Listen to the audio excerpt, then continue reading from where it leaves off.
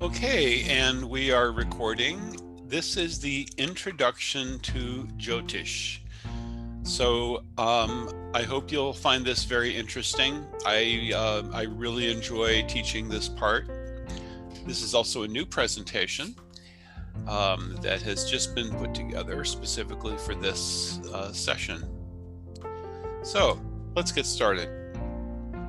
We always begin by asking for some blessings. We ask invocation, and Jyotishis always look for the blessings of Ganeshji. So we'll ask for Ganesha's blessings. Gajananam bhutaganadisevitam kapitta jambu falacharu bhakshanam umasutam shoka vinashakaramam Mami Vigneshwara Pada Pankajam. I bow down and give pranams to the deity with the face of an elephant, who is served by the Ganas, who eats kapita and jamun fruits, who is the son of Uma, who removes grief and all kinds of impediments. Please remove my impediments in the study of Jyotish.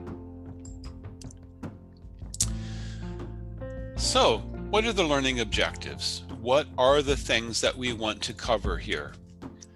We'll define Jyotish. We will talk about the history of Jyotish. We will talk about some of the Jyotish texts. What are some of the important Sanskrit books that describe Jyotish? We'll talk about the importance of Jyotish. We'll talk about Jyotish and karma. We'll talk about the qualifications of a Jyotishi, or a Vedic astrologer. And then we'll also talk about the divisions of Jyotish. So, where do we begin? The Sanskrit word Jyoti means light, and it's the knowledge of light that dispels darkness. It is a traditional system of astronomy and astrology. The astronomy part is relevant because in India there are a lot of things that would require understanding the seasons and aligning a lunar calendar, and the lunar calendar was used to because farmers plant their crops by moon cycles. Moon cycles are very much related to human life more than solar months. And the alignment of the lunar and solar calendars needs to be done by adding an extra month every 2 or 3 years. So astronomy is covered as well as astrology. And it's a Vedanga. It's one of the 6 limbs or appendices of the Vedas. It is at least as old as 3100 before Christian era. We believe, of course, that it is older than that. It's a spiritual science. It's part of the Vedic way of life. And the person who practices Jyotish is a Jyotishi. So, Vedic astrology is also called Jyotish-Veda, which is literally the science of light. It's the science of luminaries. Just like Ayurveda is the science of light, Jyotish-Veda is the science of luminaries. Vedic science is a science of self-knowledge, and everything is connected to Atma Vidya, or understanding the self. And this inner knowing leads us to self-realization. So the ancients understood that this was a very important endeavor, and the Vedic astrologers are famous for spiritual knowledge and being able to make very accurate predictions, and also knowing about remedial measures. We'll talk about that, how Jyotish gives you a snapshot of your karma that has propelled you into this life. Okay, so one thing that I always tell my clients in a consultation is that there's nothing in this world that has happened by chance. And Jyotish gives us a picture of what are the forces behind the activities that we ourselves performed in previous lives. What are the forces that have put us in our particular situation?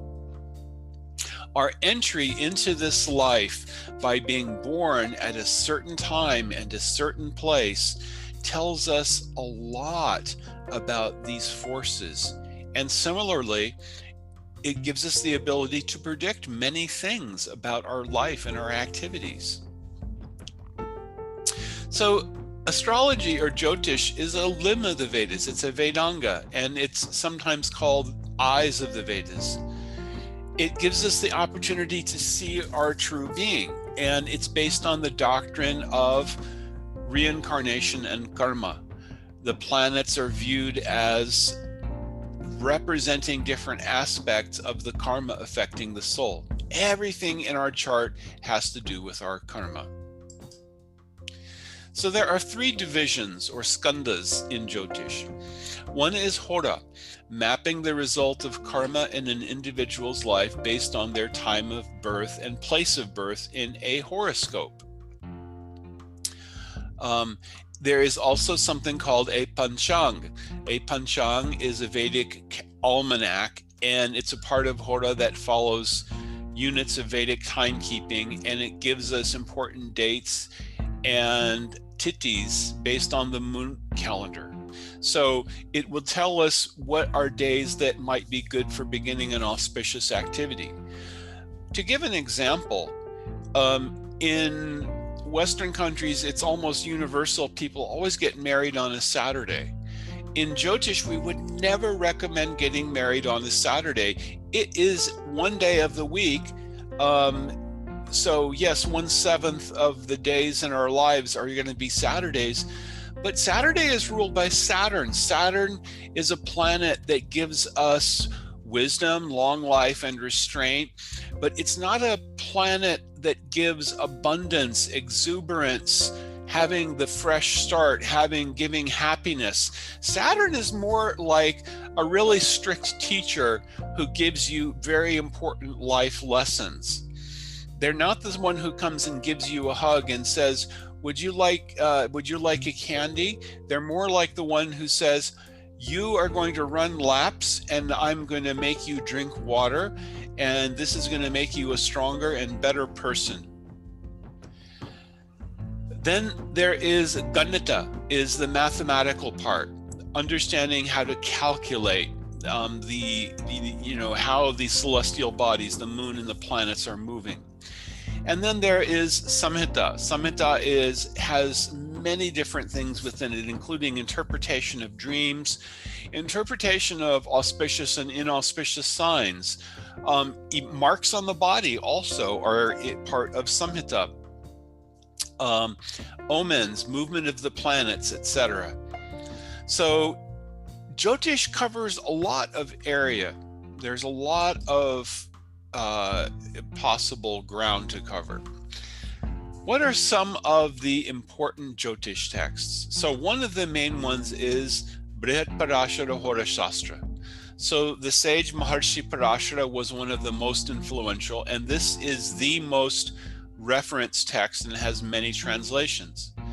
There is also the Jaimini Sutras. Jaimini was a disciple of Maharshi Parashara. But there are only 4 chapters remaining of the Jaimini Sutras. There are also further divisions in Jyotish: Surya Siddhanta, Hora, and Samhita.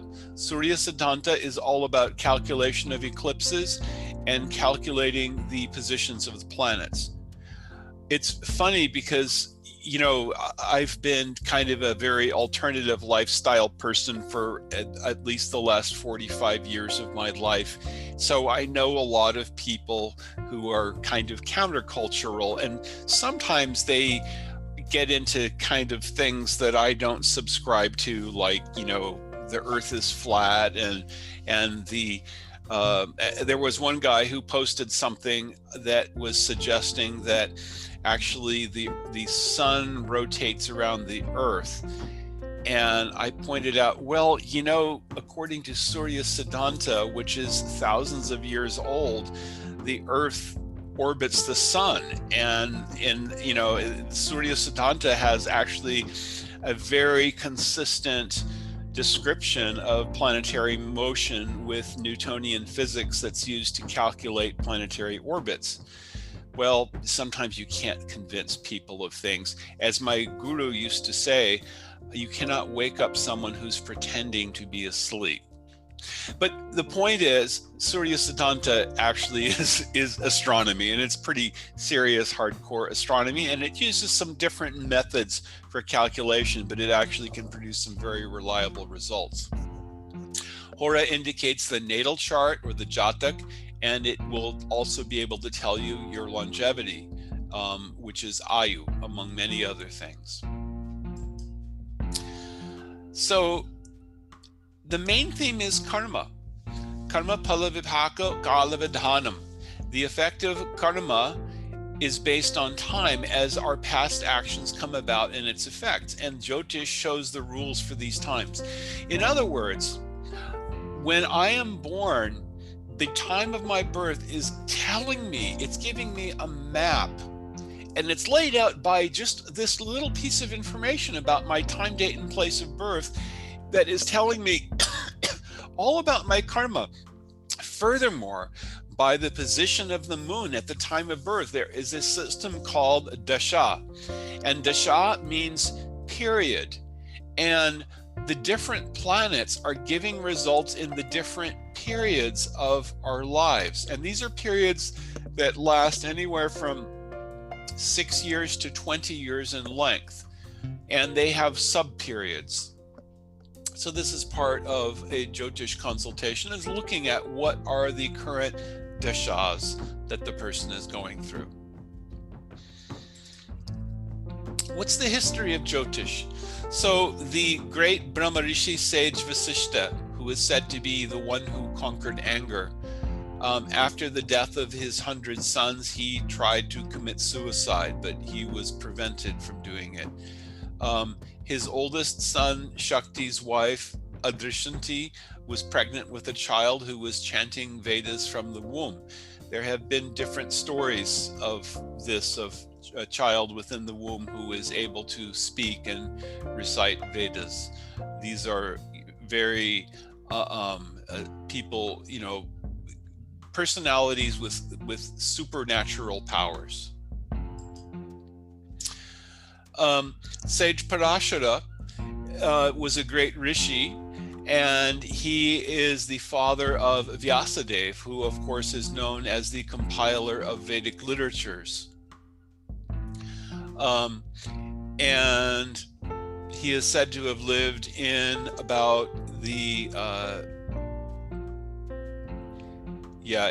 sometime in the first millennium before the Christian era, so about 3,500 to 2,500 years ago.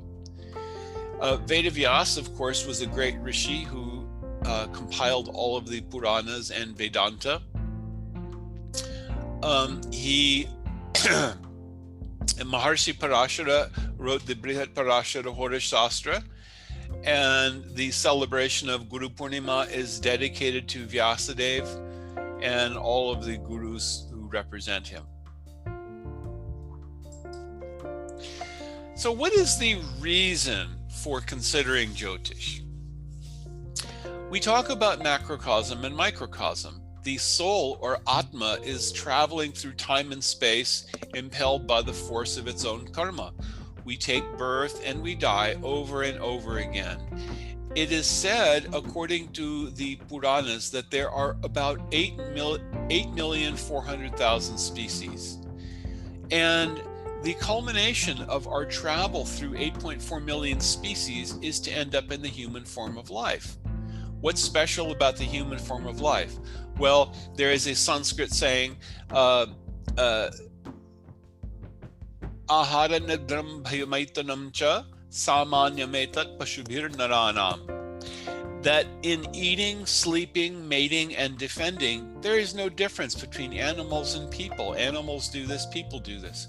But in the human form of life, humans are expected to inquire into the meaning of life. Otherwise, a human who does not do that is no better than an animal. So in the human form of life, we can do activities that will allow us to reach higher planes of existence. And we can ultimately become free from the cycle of repeated birth and death. This is very important. This is called the four Purusharthas. Dharma. Dharma is to follow your duty, to follow prescribed duties, and to try to understand. Dharma is sometimes translated as religion. It means that which is most intrinsic to us, trying to understand why I am created, what is my purpose in life. This is all part of Dharma. Artha is the pursuit of economic development. We have to have some money. Money is something we need, but living for money is not a happy life. Money allows us to live life, but we need some of it. But we have to have some money, but pursuing money for its own sake is not an end in itself. Kama is pleasure, sensual pleasure, sense gratification, sense enjoyment. And moksha, the ultimate liberation, salvation, getting free from the cycle of birth, death, disease, and old age. Okay, these are the four Purusharthas. This is also described in Ayurvedic texts. So everyone is looking to pursue these four things: Dharma, Artha, Kama, and Moksha. So what is the natal chart? Your birth chart, which can be sometimes called the Janapatri, the Jataka, or the Kundali. It's an exercise in knowing yourself. It gives insight into our tendencies, our patterns, our behaviors, the influences from the father, from the mother, from siblings, and from ancestors. It's kind of a painting of our life in broad brushstrokes, like taking a picture with a wide-angle lens. It shows the general aim and trajectory of your destiny, the field of life in which you will exercise your free will. How will you evaluate the choices you have? So, we are born, we come into this life, and based on being born in a particular family, based on being born in a particular place, based on the genetics, the things, the gifts that have been bestowed on us, we have particular talents and abilities, and these will develop according to what our parents give us. But this is all part of our karma. And we actually get a good view of this from Jyotish. So we can also make predictions about where your current trajectory, where your tendencies will lead you. It allows us to analyze strengths, weaknesses, opportunities, and threats. This is, my focus always in doing a consultation is to say, look, we're not going to try, this is not determinism. This is to say, let's understand better objectively, according to Jyotish, according to your Kundali, what are your strengths? What are your weaknesses? What are the opportunities? What are your strong areas going to be? If it's someone who has, who is in their middle years, they've lived life a lot, they will already have a good idea of the things that have worked and not. And then we can look at them from the perspective of Jyotish and see maybe why. What are the things that are driving this? Maybe there are things coming from a previous life. Maybe there are debts that you owe from a previous life that are the cause behind things that seem to always be a drain. We can look at afflictions, we can look at the exaltations, we can look at the debilitations, and we can look at the potentials based on where the planets are situated. And based on what we want out of life, there may be choices. We may want to change our course. We may want to try to do some rectification, or we may look for a remedy. Often remedies are karmic in nature. For example, let's say that someone is indicated that they have left some indebtedness or some unfinished business from their previous life. Then we might recommend that they do something which will help address that. Let's say that there's an indication that they were obligated. I had one client not long ago that I had the indication that they had an obligation to do something for their ancestors. Usually children are obliged to make offerings on behalf of their departed ancestors. This is a very important part of Vedic life, because if there were any deficiencies in what the ancestors had done, their children will help them to overcome those things so that they can move on and have another human birth. That's just one example. It's also a very personal journey towards self-awareness and trying to see how our journey through life is not driven simply by our work, but it is also by the things that we've done previously. Helps us to be very conscientious. It helps us to be aware of the importance of proper action. So there is a system called Vimshottari Disha. Vimshottari, let me write it in here.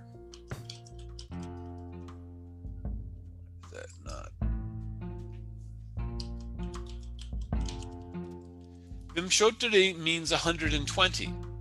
So looking at our life over this, theoretical maximum lifespan of about 120 years, it gives us a perspective and it gives us a backdrop for looking at the factors that can come into play with our health, with our work, with our life, with our relationships. It can also help us to understand what are the things that maybe we need to address, the lessons that we're supposed to learn to be able to move on in this life. So there is inevitably going to be some physical, mental, and emotional suffering.